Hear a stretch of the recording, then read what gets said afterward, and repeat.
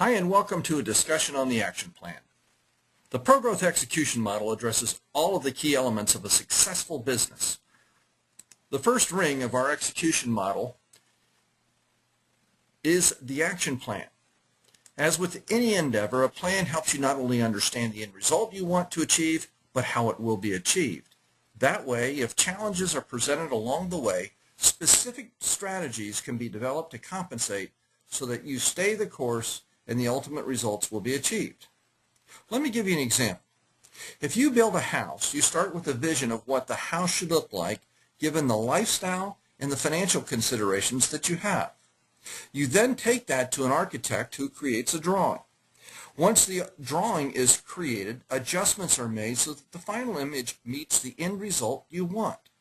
At that point, the architect creates a detailed plan as to how the house will be built.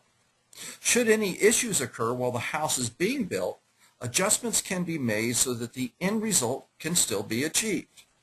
If there is no plan, then the results are completely left to chance, and in all probability, the end result will not meet the expectations. As a service professional that operates in a highly competitive environment, it is critically important that you have a vision for where you want to take your business and what will be achieved. Given the challenges of the current economic environment, you must determine the best opportunities which are available to you.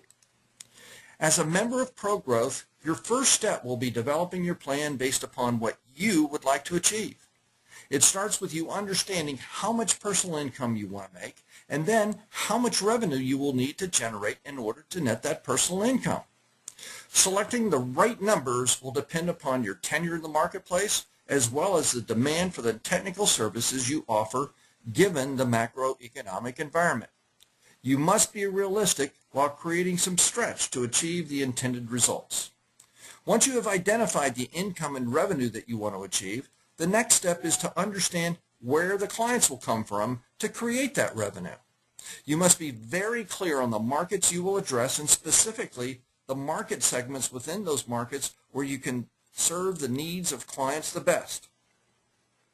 If, as an example, you choose manufacturing to be one of your markets, it's important that you pick the appropriate market segment where you can have the most success. If you try to go after the manufacturers who are large and have greater needs than your firm can service just because you like the revenue they generate, you will probably get squashed by your competition. On the other side of the continuum, if you pick manufacturers who are too small, there is probably a good chance you will not be able to achieve the margins that you need for your business to be profitable.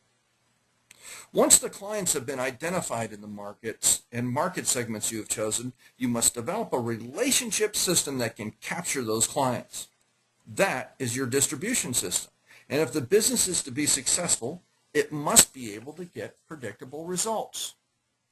It is important as a business that you extend your brand in the marketplace. That is, that you focus on the things that will position you as an expert and help you to become known within the industry you serve. Finally, if you are a solo practitioner or a partner in a small firm, you may also want to address some other strategic, operational, personnel, or financial issues in your plan.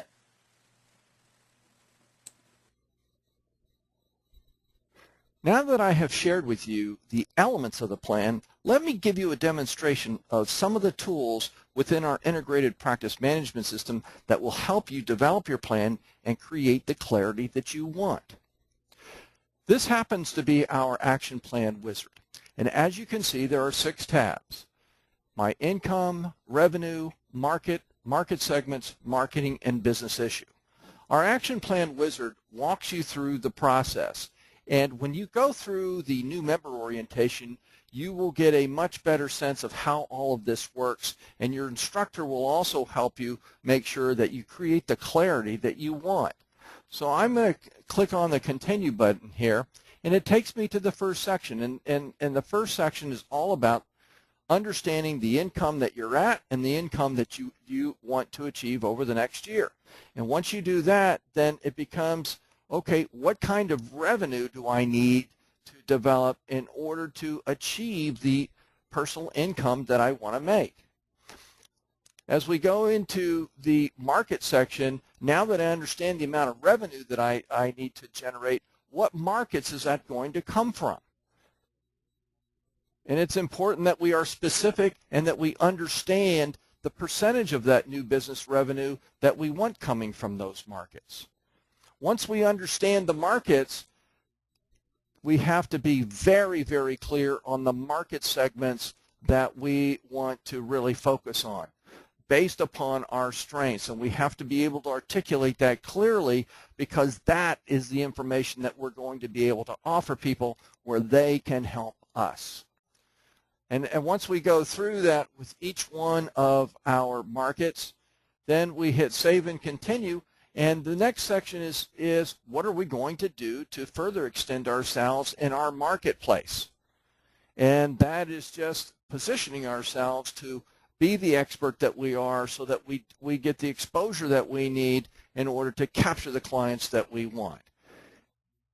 And then finally, any other operational, financial, or personnel or strategic issues that we might have in our business or practice. And the moment we hit Save and Finish, it's going to produce a plan for us.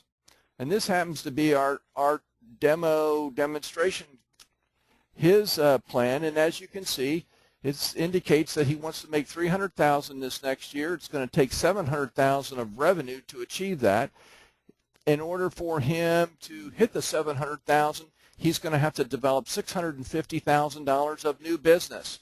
Some of us have transactional businesses. Some of us have recurring businesses. So that will tell us the revenue that we need. And once we understand that, these are the clients that we're going to have to capture in order to achieve that revenue. So from there, we understand the relationship system that we must have in order to capture the clients, and then what we're going to do to further create our exposure in our marketplace, and then any other business issues. So as you can see, in that short period of time, Demo is able to develop a plan that is private to him, and he can really then have the clarity to go out and to begin the process to be able to make that happen.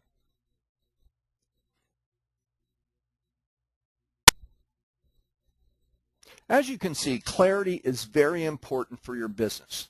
Now that we understand what we want to achieve in terms of client acquisition, we now have to develop the relationship system to capture those clients. I would suggest that you view the next video titled Developing Your Relationship System. Thanks, and I wish you much success.